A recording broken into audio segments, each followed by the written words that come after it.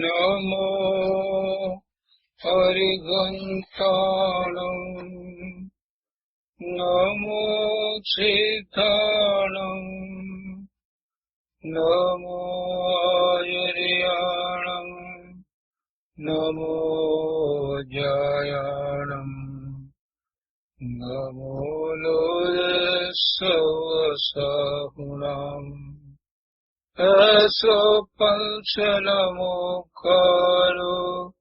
સર્વપાવપણાસનો મંગલાણં સંવેશે પરમં હવૈ મંગલમ અજ્ઞાનતિમિરંધાના જ્ઞાનાંજનશલાકયા નેત્રયોન્મિલિतं येन तस्मै श्रीगुरुवे नमः मुखादेव्याकुक्षिरत्नं शब्दजितवर्यात्मजम् राजचन्द्रहं वन्दे तत्त्वलोचनदायकं प्रभु तत्त्वलोचनदायकम्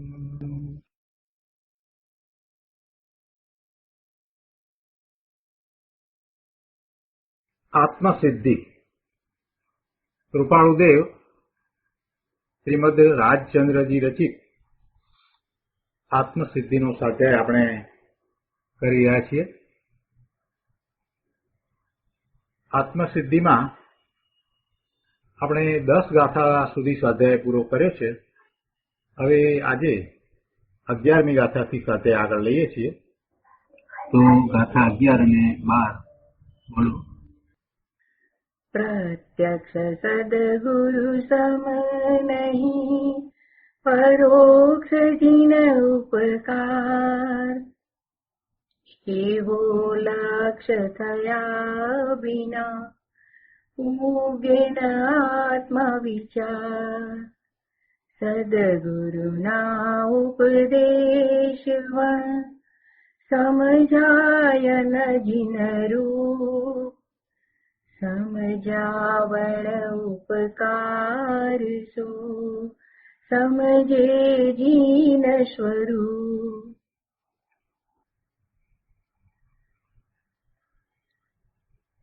11મી ગાથા આ પ્રમાણે છે કે પ્રત્યક્ષ સદગુરુ સમ નહીં, પરોક્ષ જીન ઉપકાર, એવો લક્ષ થયા વિના ઉગે ન આત્મ વિચાર.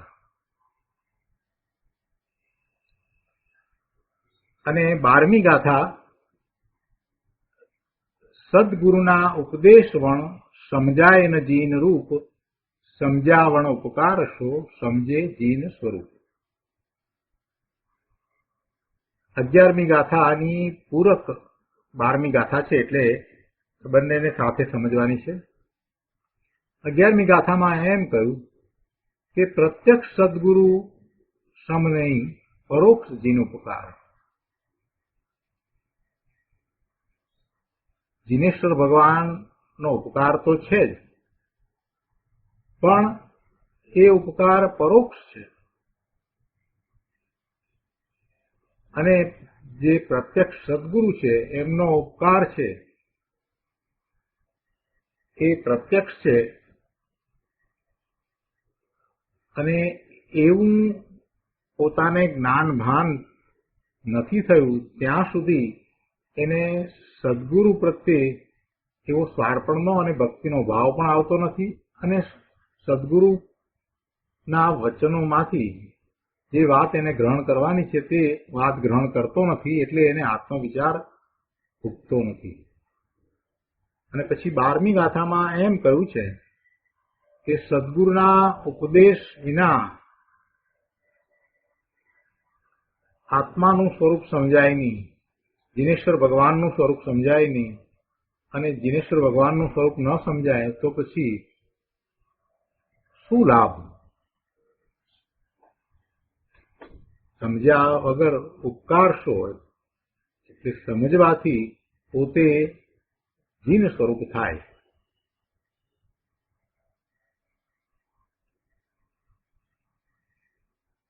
અહીંયા શ્રીમદ રાજચંદ્ર વચનામૃતની અંદર જે અર્થ કરવામાં આવ્યો છે એ પહેલા લઈએ અને ત્યાર પછી પૂજ્ય ગુરુદેવ કાંજી સ્વામીએ જે વિસ્તાર કર્યો છે તે લઈએ. જ્યાં સુધી જીવને પૂર્વકાળે થઈ ગયેલા એવા જીનની વાત પર જ લક્ષ રહ્યા કરે. પૂર્વકાળે થઈ ગયેલા એટલે પહેલા જે જીનેશ્વર ભગવાન થઈ ગયા, જેમ કે ભરત ક્ષેત્રને વિશે વિચાર કરીએ તો છેલ્લા 24મા તીર્થંકર મહાવીર સ્વામી ભગવાન થઈ ગયા. હવે વર્તમાનમાં તો એમનો વિરહ પડ્યો, એ રહ્યા નહીં, કોઈ તીર્થંકર ભગવાન હવે છે નહીં. તો પૂર્વે એવા જે જીનેશ્વર ભગવાન થઈ ગયા તો એમની વાત પર જ લક્ષ રહ્યા કરે અને તેમનો ઉપકાર એ માન્યા કરે, ઉપકાર કહ્યા કરે. અને એમ થાય તેથી જે પ્રત્યક્ષ સદગુરુ છે એનો સમાગમ પ્રાપ્ત થયો છે અને એ સમાગમ એ આત્મભ્રાંતિ નો નાશ કરનાર છે. આત્મભ્રાંતિનું સમાધાન થાય અને આત્મભ્રાંતિ ચાલી જાય એવો એ પ્રત્યક્ષ સદગુરુનો સમાગમ પ્રાપ્ત થયો હોય તો તેમાં પરોક્ષ જીન વચનના ઉપકારમાં રહીને જીન ભગવાનના વચનનો ઉપકાર માનીને એ આવા સદગુરુની વાતને સમજતો નથી.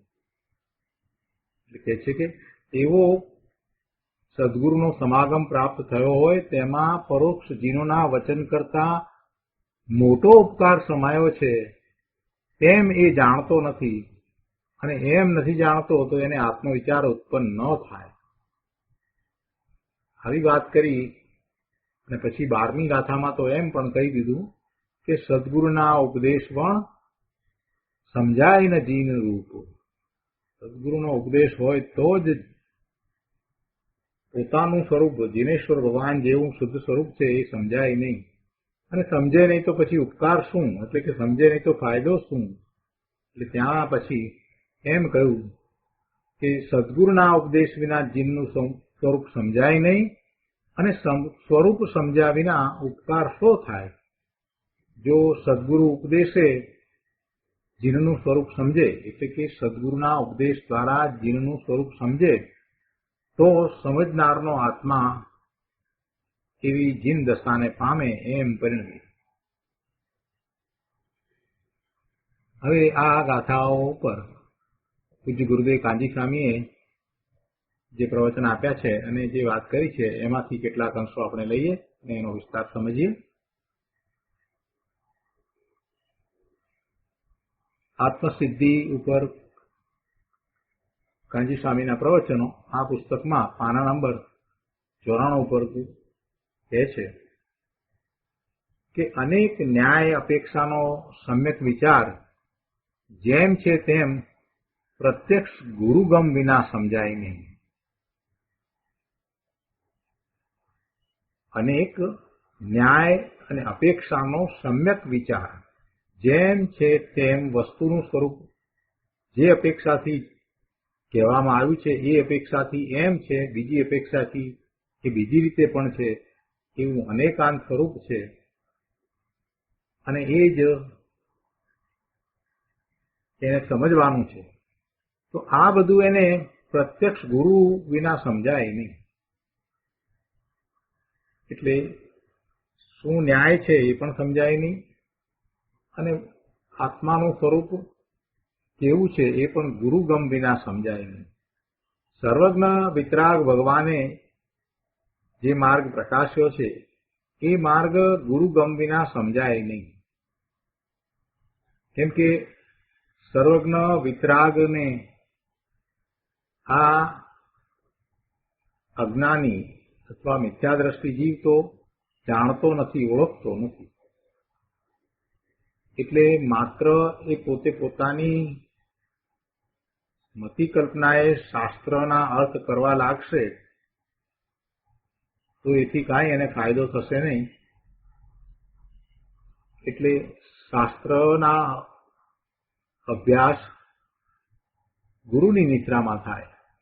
એટલે અહીંયા કહે છે કે સર્વજ્ઞ વિતરાગ ભગવાનને જેઓ ઓળખતા નથી, શાસ્ત્રના પ્રમાણ ન્યાય આશયની સમજણ નથી, વિતરાગના નામે એ સ્વચ્છંદ પોષે છે, એવા ઘણા જીવો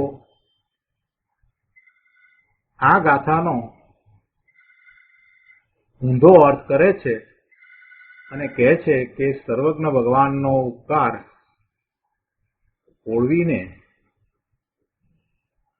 શ્રીમદને સદગુરુ થવું છે, તેથી પૂજાવા માટે લખ્યું છે. આવો ઊંધો અર્થ પણ કરે છે, આવો ઊંધો અર્થ પણ કરવાવાળા કરે છે. પણ વાત એમ નથી. એમ કહેનારા એ વિતરાગને અને તેમના શાસ્ત્ર વચનને ઓળખ્યા વિના ગમે તેમ બોલે છે.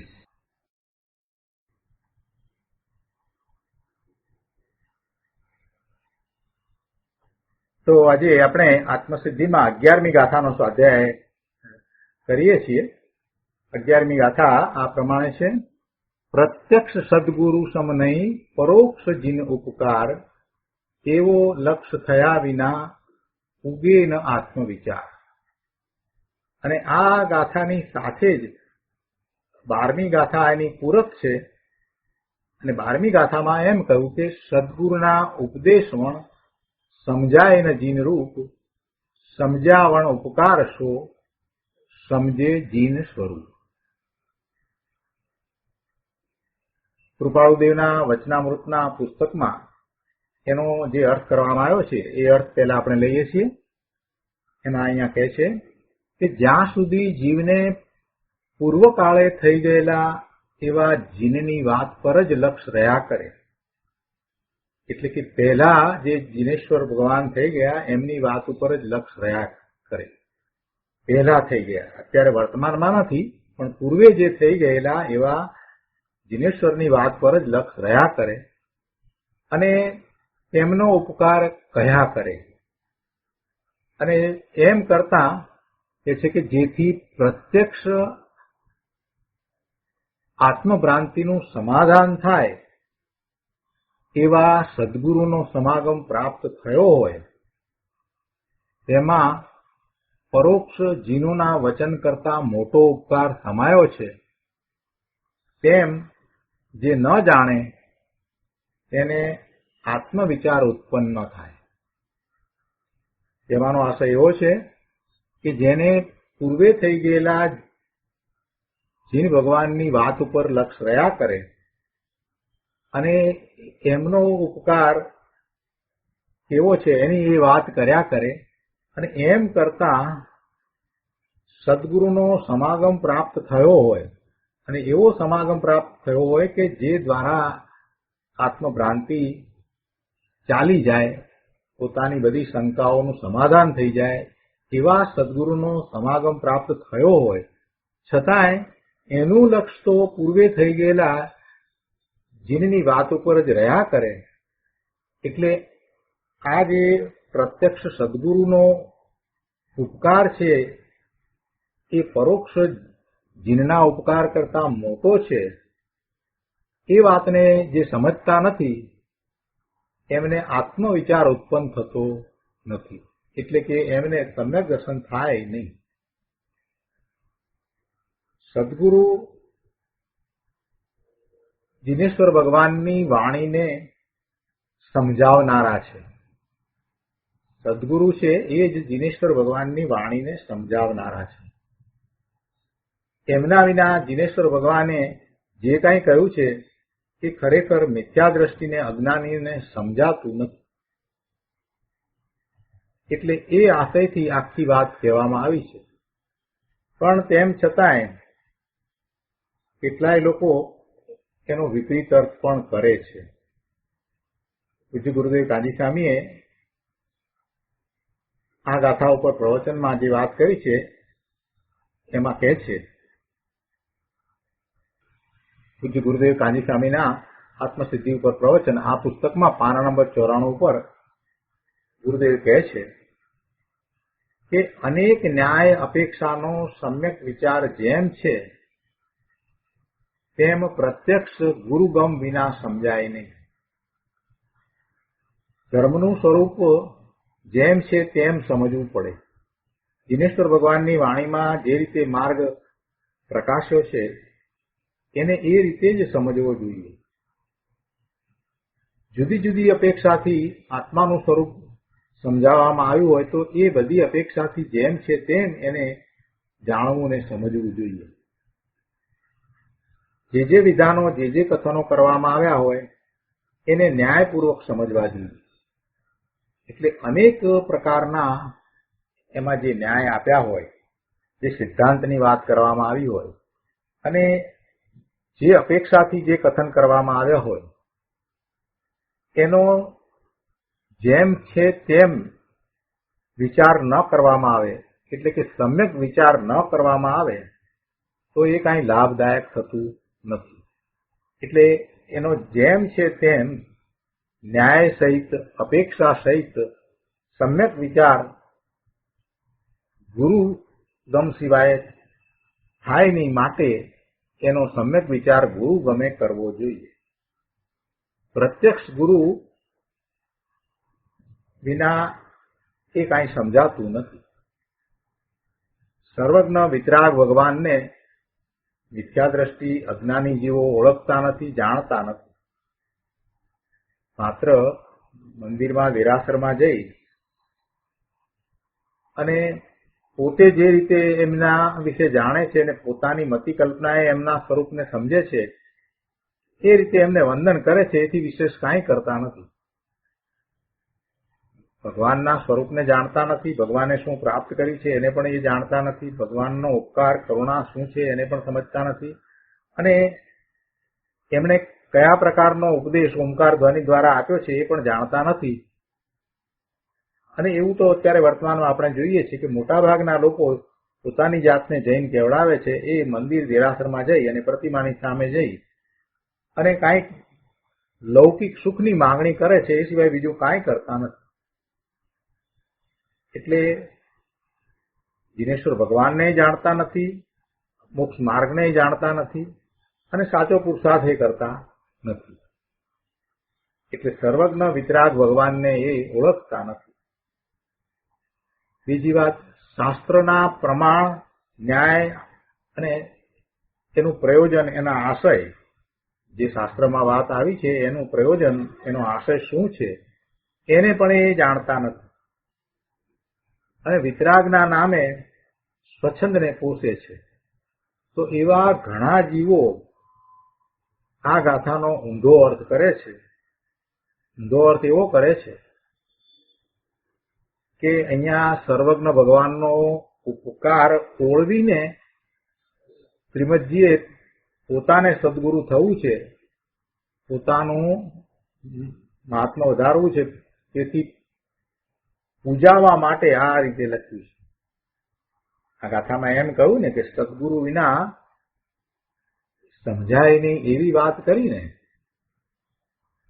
અને એટલે સુધી એમાં તો ગાથામાં વાત કરી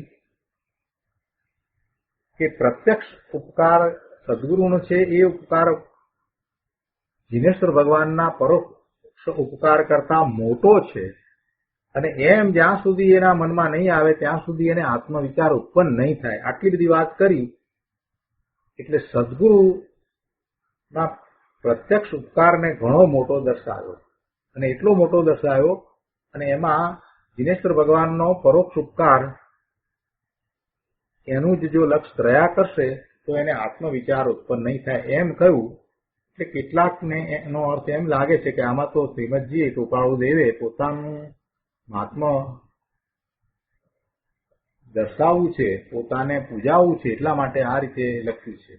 અને એમ કહેનારા જે છે એવા અજ્ઞાની મિથ્યા દ્રષ્ટિ ઘણા લોકો છે.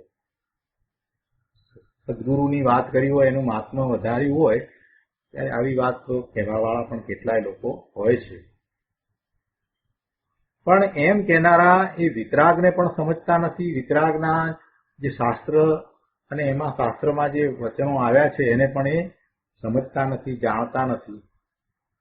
અને એનો જે આશય છે, જે પ્રયોજન છે, એને સમજ્યા વિના માત્ર એ બોલ બોલ કરે છે.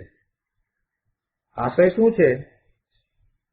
આ ગાથા પાછળનો આશય તો એવો છે કે શાસ્ત્રના અર્થ કઈ ગમે તેમ મતિ કલ્પનાએ કરાય નહીં. પોતાની જેટલી ને જેવી બુદ્ધિ છે એ પ્રમાણે શાસ્ત્રના અર્થ કરાય નહીં. આત્મજ્ઞાની સંતની નિશ્રામાં જઈને એમના દ્વારા જ શાસ્ત્રના અર્થ કરે અને એને સમજે તો જ જીનેશ્વર ભગવાનનું સ્વરૂપ સમજાય. અને પોતાનું શ્રેય એમાં જ છે કે જીનેશ્વર ભગવાનના સ્વરૂપને સમજી અને પછી એના ઉપરથી એ વાતને પોતાની ઉપર એને ઉતારવાની છે કે જીનેશ્વર ભગવાનનું જેવું સ્વરૂપ છે એવું જ મારું સ્વરૂપ છે. અને જીનેશ્વર ભગવાને જે રીતે પુરુષાર્થ કર્યો છે એ જ રીતે પુરુષાર્થ કરીને હું પણ એવા મારા શુદ્ધ સ્વરૂપને પ્રગટ કરી શકું એવા સામર્થ્ય વાળો છું. પણ હવે આ બધું કોણ સમજાવે? શાસ્ત્રમાં જે લખ્યું છે એના એવા અર્થ કોણ કરે? મુકુંદાચાર્ય ભગવાનની ગાથા એક લખી હોય અને એની ઉપર અમૃતચંદ્રાચાર્ય ભગવાન જે વિસ્તાર કરે, હવે એવો વિસ્તાર એવી ટીકા બીજું કોણ કરી શકે? અને એ ટીકાએ સમજાય નહીં, એને ગુરુદેવ સમજાય ત્યારે સમજાય. તો વિચાર કરીએ આપણે કે સદગુરુ વિના આ બધું ક્યાંથી શક્ય થાય? એટલે કૃપાળુદેવે બરાબર જ લખ્યું છે. આ ગાથામાં જે કહ્યું છે એ બરાબર જ છે કે જીનેશ્વર ભગવાનનો ઉપકાર છે એ વાત તો બરાબર છે, પણ તું ક્યાં ઉપકારને જાણે છે અને ક્યાં ખબર પણ છે? તું ગુરુ પાસે જઈશ ત્યારે તને ખ્યાલ આવશે કે જીનેશ્વર ભગવાનનો કેટલો મોટો ઉપકાર છે, કેવી એમની કરુણા છે, એમની કરુણાનું ભાજન તું પણ થયો છે. એ બધું તને પછી ખ્યાલમાં આવશે. તું જે માને છે, તારી જે મતિ કલ્પનાએ જે માન્યતા છે એ પ્રમાણે કાંઈ નથી. તું તો લૌકિક સુખની માગણી કરવા માટે જાય છે અને તું એમ માને છે કે જીનેશ્વર ભગવાન તને લૌકિક સુખ આપશે. એટલે આવી દશા કૃપાળુદેવના વખતમાં પણ જૈનોની હતી. જૈનો એટલે પોતાની જાતને જે જૈન કેવડાવનારા એવા વાણિયાઓની હતી. વર્તમાનમાં પણ એમ જ છે. સાચા જૈન તો ભાગ્યે જ જોવા મળે છે. સાચા જૈન કોણ છે? કે જે જીનેશ્વર ભગવાનની આજ્ઞા અને અમન્યામાં રહ્યા છે તે સાચા જૈન છે.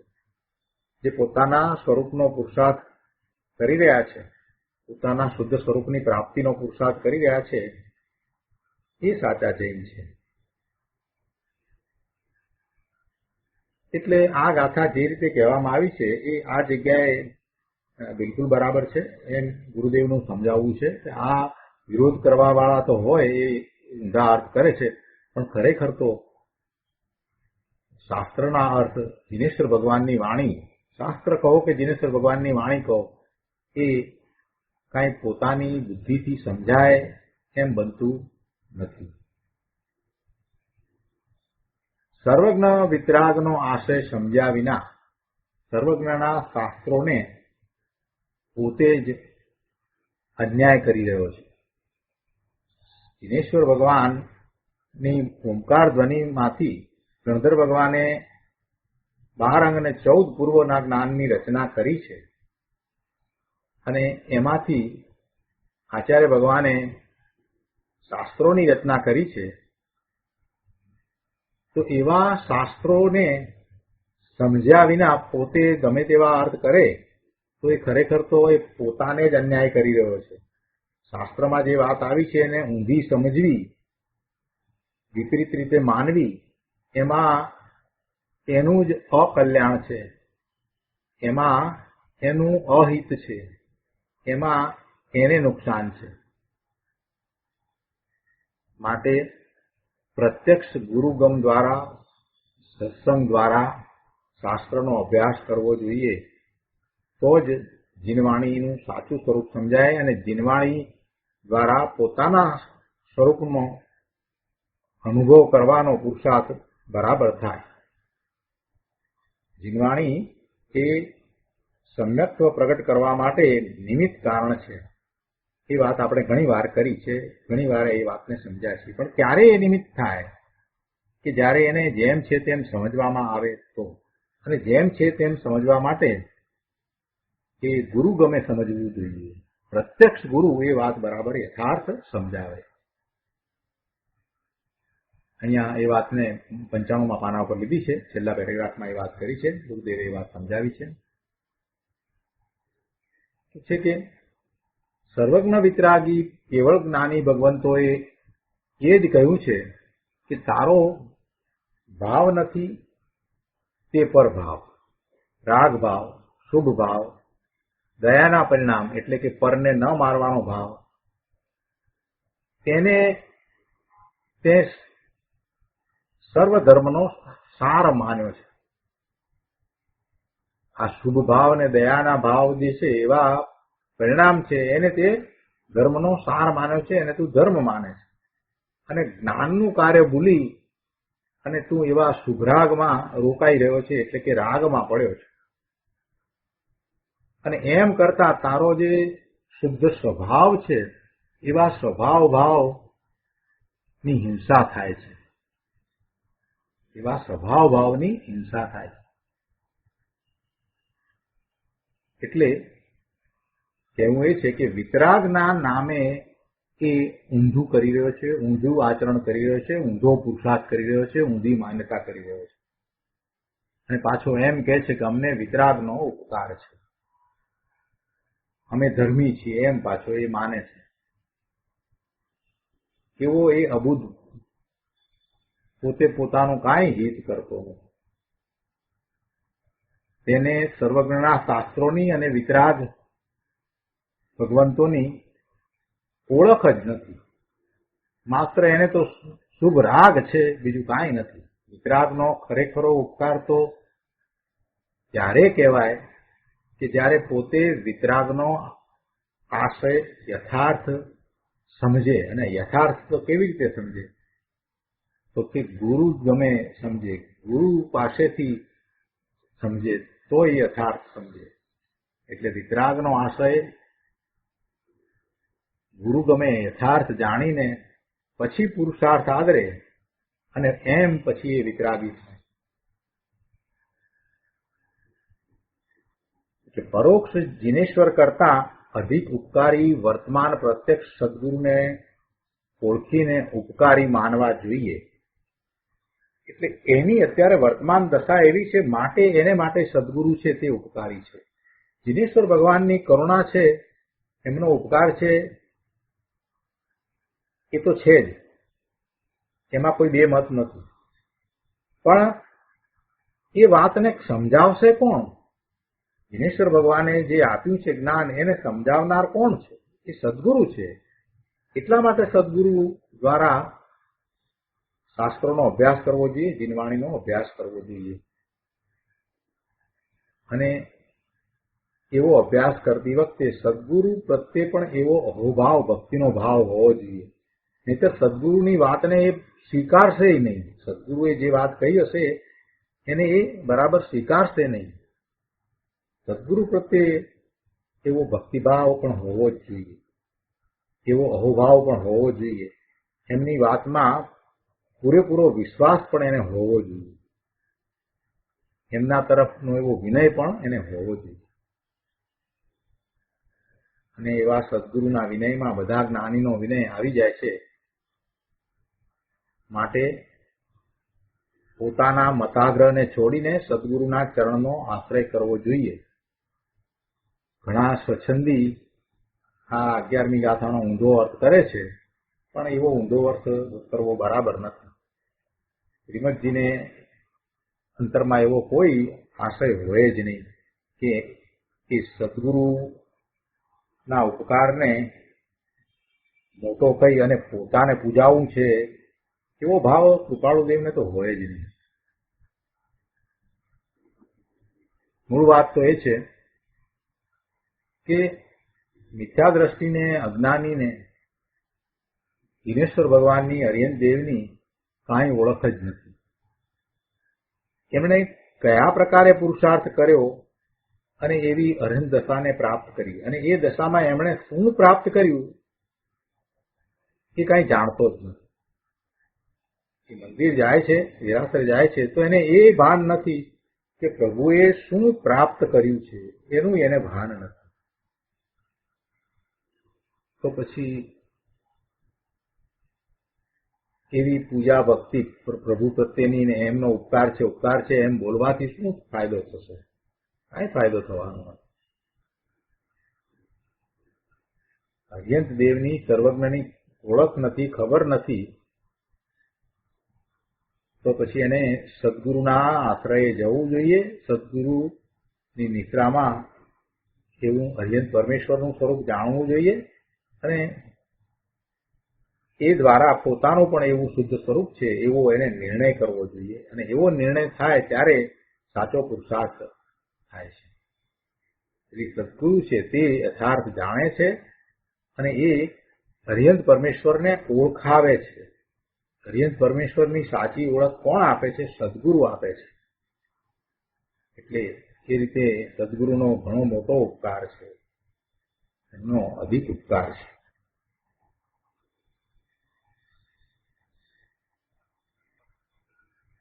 સમયસારમાં શ્રી અમૃતચંદ્રાચાર્ય કહે છે કે અનંતકાળના સર્વજ્ઞોએ જે ન્યાયથી કહ્યું છે તેમના વચન આશયને અમે અવિરોધપણે સ્વાનુભવ પ્રમાણથી કહીશું.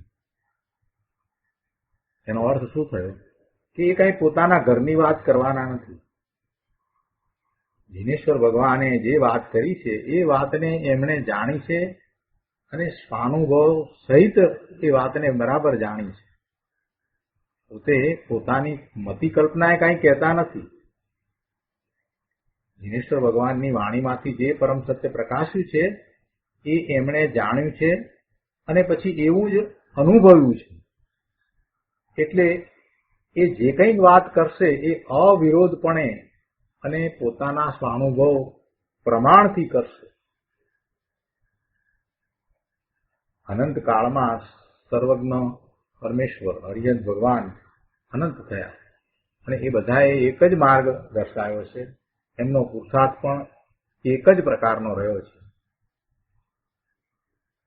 અને એમણે જે માર્ગ દર્શાવ્યો છે એ ત્રણેય કાળના જ્ઞાની ભગવંતોએ દર્શાવ્યો છે એવો જ પરુક્યો છે.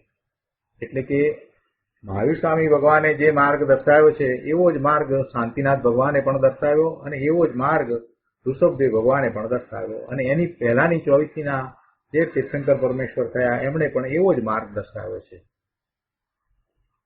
એટલે એમાં કાંઈ ફેર પડતો નથી.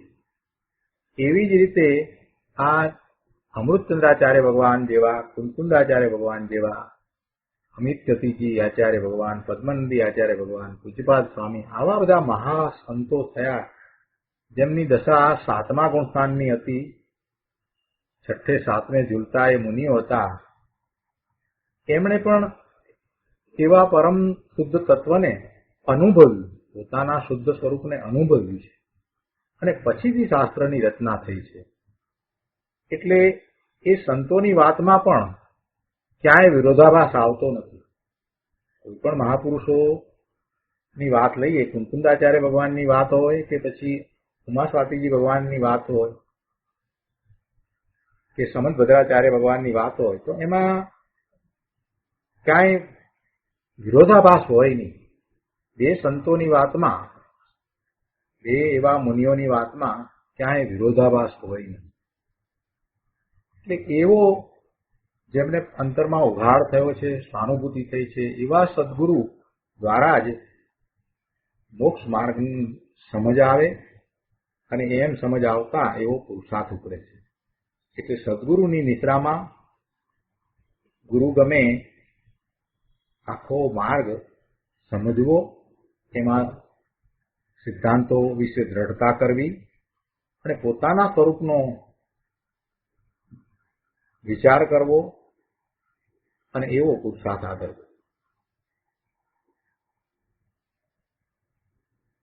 અહીંયા પાના નંબર 98 પર ત્રીજા પેરેગ્રાફમાં કહે છે કે અહીં આ ગાથામાં એ જ કહેવું છે કે આત્મભ્રાંતિના છેદક પ્રત્યક્ષ સદગુરુનો સમાગમ છે અને તેમાં પરોક્ષ જીનેશ્વર કરતા મોટો ઉપકાર સમાય છે. શું કહ્યું છે કે આત્મભ્રાંતિના છેદક પ્રત્યક્ષ સદગુરુનો સમાગમ છે અને તેમાં પરોક્ષ જીનેશ્વર કરતા મોટો ઉપકાર સમાય છે. એમ જે ન જાણે એટલે કે પ્રત્યક્ષ પરમ ઉપકારીને ન જાણે અને બહુમાન અને આદર ન કરે તેને સમ્યક આત્માનું જ્ઞાન ક્યાંથી ઉપજે? શું કહેવું છે? ગાથાની અંદર કૃપાળુદેવે જે વાત કરી છે એનો વિસ્તાર કરતા ગુરુદેવનું કહેવું શું થયું કે આત્મભ્રાંતિના છેદક પ્રત્યક્ષ સદગુરુ છે. પોતાને જે ભ્રાંતિ થઈ છે, આત્મા વિશે પોતાને જે ભ્રાંતિ છે, આત્માને એ જેવો છે જેમ છે તેમ નહીં જાણતા જુદા પ્રકારે જાણે છે. આત્મા શુદ્ધ દ્રવ્ય છે, એને એના સામર્થ્ય સહિત જેમ છે તેમ નહીં જાણતા એને પર્યાય જેવડો જાણે છે, વર્તમાન પર્યાય જેવડો જાણે છે. મોટા ભાગનાની આ જ દશા છે. પોતાને એ મનુષ્ય જાણે છે, મનુષ્ય છે એ પોતાને મનુષ્ય જાણે છે ને દેવ છે એ પોતાને દેવ જાણે છે. પણ એ એમ નથી જાણતો કે મનુષ્ય કે દેવ કાંઈ નથી, પરંતુ પોતે તો ભગવાન આત્મા છે એમ એ નથી જાણતો. એને ભ્રાંતિ પોતા સંબંધી છે, પોતાના સ્વરૂપ સંબંધી ભ્રાંતિ છે. પોતાના સ્વરૂપ સંબંધી ભ્રાંતિ કયા પ્રકારે છે કે પોતે અનંત ગુણનો પિંડ એવો શુદ્ધ ત્રિકાળ શુદ્ધ ભગવાન આત્મા છે અને પોતાનું સામર્થ્ય એવું છે કે એ પોતે એવા પોતાના શુદ્ધ સ્વરૂપને પર્યાયમાં પ્રગટ કરી શકે. પણ એને એ જાણતો નથી અને પોતાને પામર માને છે. પોતાના એવા સામર્થ્યને જાણતો નથી અને પોતાને પામર માને છે. આ એની ભ્રાંતિ છે. આ આત્મા વિશેની ભ્રાંતિ, એ આત્મભ્રાંતિ. અને એ આત્મભ્રાંતિ મોટામાં મોટો રોગ છે. કૃપાળુદેવેને મોટામાં મોટો રોગ કહ્યો છે. તો આવી આત્મભ્રાંતિ છેદાય કઈ રીતે, એટલે કે આવી આત્મભ્રાંતિ જાય કઈ રીતે? તો કે છે કે સદગુરુના સમાગમે એ આત્મભ્રાંતિ જાય, એ આત્મભ્રાંતિ છેદાય. આત્મભ્રાંતિના છેદક પ્રત્યક્ષ સદગુરુનો સમાગમ છે અને એ આત્મભ્રાંતિ ના છેદક છે. માટે એમનો જે ઉપકાર છે એ ઘણો મોટો ઉપકાર છે. જીનેશ્વરને ઓળખાવનારા પણ એ જ છે, એટલે એમનો ઉપકાર ઘણો મોટો છે. જીનેશ્વર ભગવાનની વાણી ને સમજાવનારા પણ એ જ છે, એટલે સદગુરુ જ છે. એટલે એમનો ઉપકાર ઘણો મોટો છે. અને એવા ઉપકારને, એવા સદગુરુના પ્રત્યક્ષ ઉપકારને એ જાણે નહીં, એના પ્રત્યે એને આદર હોય નહીં, તો એને આત્માનું સમ્યક જ્ઞાન થતું નથી.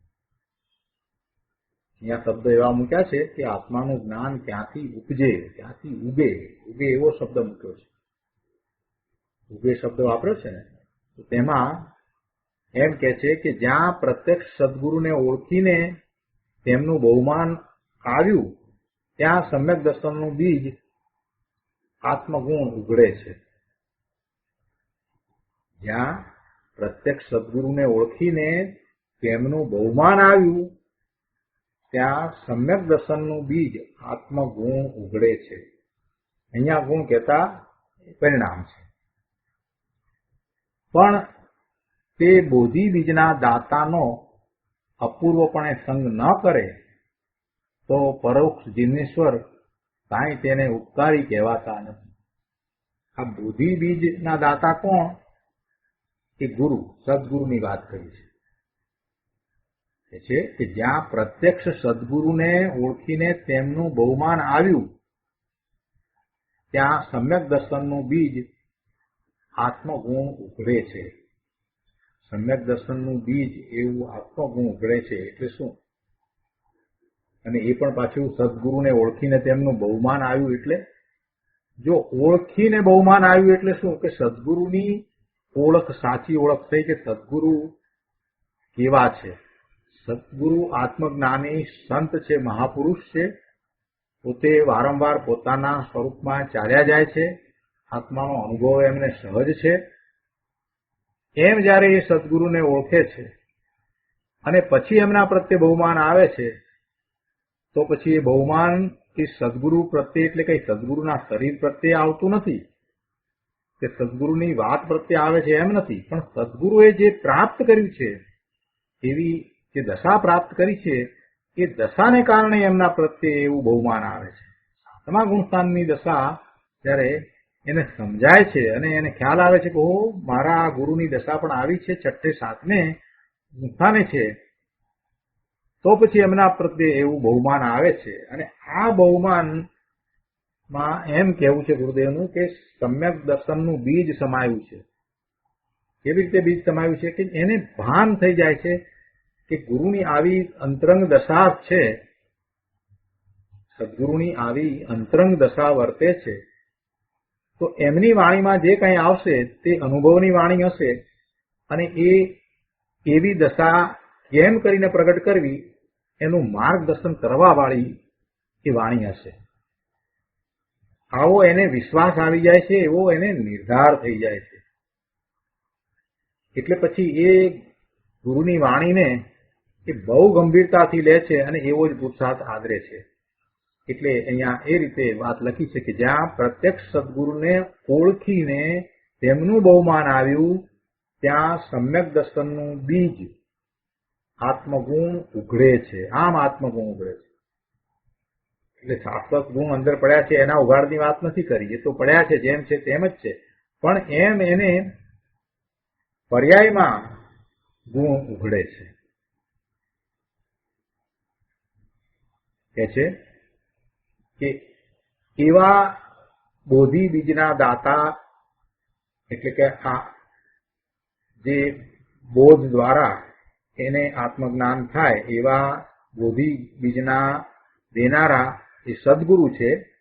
તો કે છે એવા બોધિ બીજના દેનારા સદગુરુ નો અપૂર્વપણે સંગ ન કરે, એટલે કે પહેલા નહોતો કર્યો એવો અપૂર્વપણે સંગ ન કરે તો પરોક્ષ જીનેશ્વર ભગવાન કાંઈ તેને ઉપકારી કહેવાતા નથી. જીનેશ્વર ભગવાનનો ઉપકાર તો છે જ, પણ એ ઉપકાર ક્યારે કહેવાય કે જીનેશ્વર ભગવાનની વાણીને સમજીને એવો જીનેશ્વર ભગવાને જેવો પુરુષાર્થ કરે એવો પુરુષાર્થ કરે તો એને જીનેશ્વર ભગવાન ઉપકારી થાય. પણ એ જીનેશ્વર ભગવાનની વાણીને સમજતો જ નથી તો પછી એને ક્યાંથી એવો પુરુષાર્થ થશે? એટલે જીનેશ્વર ભગવાન એને માટે ક્યાંથી ઉપકારી થશે?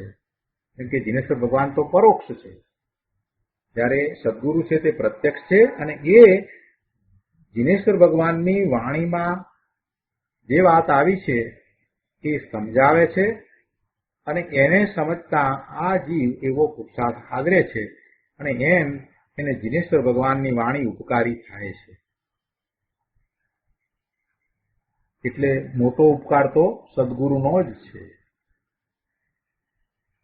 પ્રત્યક્ષ સદગુરુ પણ ઉપકારી ત્યારે કહેવાય કે જ્યારે એવા સદગુરુ પ્રત્યે એને અહોભાવ હોય, ભક્તિભાવ હોય, સ્વાર્પણનો ભાવ હોય અને એમની વાતમાં એને પૂર્ણ વિશ્વાસ હોય અને એ વાતને, એમની આજ્ઞાને, એમના ઉપદેશને ગ્રહણ કરીને, આજ્ઞાને માનીને એ પુરુષાર્થ ઉપાડે અને એ પોતાની પણ એવી દશા પ્રગટ કરે તો એમ કહેવાય કે સદગુરુ એને ઉપકારી થયા. પણ એ કાંઈ પુરુષાર્થ ન કરે અને સદગુરુની વાણીને માત્ર માહિતી રૂપે રાખે તો એને કાંઈ એનો ઉપકાર થતો નથી. સદગુરુનો પણ ઉપકાર ક્યારે થાય કે એ બધું સમજી વિચારી અને પછી મનોમંથન કરી, ચિંતન કરી, દ્રઢતા કરી અને એવો પુરુષાર્થ આદરે અને એવી દશા પ્રગટ કરે તો એ ઉપકારી થયું કહેવાય. અન્યથા તો એ માત્ર માહિતી રૂપ કહેવાય. અત્યારે વર્તમાનમાં આવું જ ચાલ્યું છે, બધું માહિતી રૂપે જ છે. કેટલાય વર્ષોથી સ્વાધ્યાય કરી રહ્યા હોય, 5-5 વર્ષથી સ્વાધ્યાય ચાલતો હોય, છતાંય એને આચરણમાં ન મૂકે, એવો પ્રયોગ ન કરે કે પોતે શુદ્ધ છે એમ 1000 વખત વાત સાંભળી છે, પોતે સિદ્ધ સમાન છે એ વાત પણ 1000 વખત સાંભળી છે, પણ એને એનો વિશ્વાસ બેસે નહીં અને પોતાના સિદ્ધ સ્વરૂપને, સિદ્ધ સમાન શુદ્ધ સ્વરૂપને એ પ્રગટ કરવા ભણી વળતો જ નથી, એ દિશામાં જતો જ નથી, માત્ર આ માહિતી ભેગી કર્યા કરે છે. પંડિતો સમજાવે એમાંથી માહિતી ઘણી જાણતો હોય, માહિતી ભેગી કરે, પણ પુરુષાર્થ ન કરે તો પંડિતોએ જે કાંઈ સમજાવ્યું છે એ બધું વ્યર્થ જાય. એનો શું અર્થ છે? પંડિતોમાં પણ કેટલાય પંડિતો એવા જ છે કે માત્ર એ પંડિતાઈ જ કરે છે, એમણે પણ કાંઈ આત્મસાત કર્યું નથી અને પોતાના સ્વરૂપ તરફ તો વળ્યા જ નથી. જો વક્તૃત્વ કળા છે, વક્તૃત્વ કળા એવી છે કે પબ્લિક સ્પીકિંગ આપણે જે કહીએ છીએ તે, કે સામી વ્યક્તિને આપણે એ કળા દ્વારા પ્રભાવિત કરી શકીએ. પણ એવું પ્રભાવિત કરવાથી આપણને શું ફાયદો, એવું વિચારવું જોઈએ. અને સામી વ્યક્તિએ પણ સમજવું જોઈએ કે માત્ર આપણે કોઈ દ્વારા પ્રભાવિત થવું છે કે પછી એને જે વાત કરી છે એને પ્રયોગમાં મૂકી અને પછી આપણે એવો સાચો પુરુષાર્થ કરવો છે. એટલે બંને તરફની વાત છે. અહીંયા તો એમ કે છે કે સદગુરુ પણ ઉપકારી ત્યારે જ કહેવાય કે એને એવો પુરુષાર્થ ઉપડે અને એવું એ પ્રગટ કરે.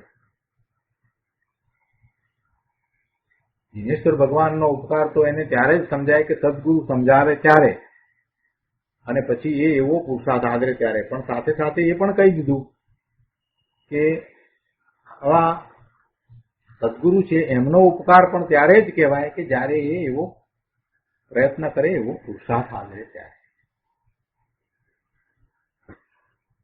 તો આપણે આજનો સ્વાધ્યાય અહીંયા સુધી રાખીએ છીએ.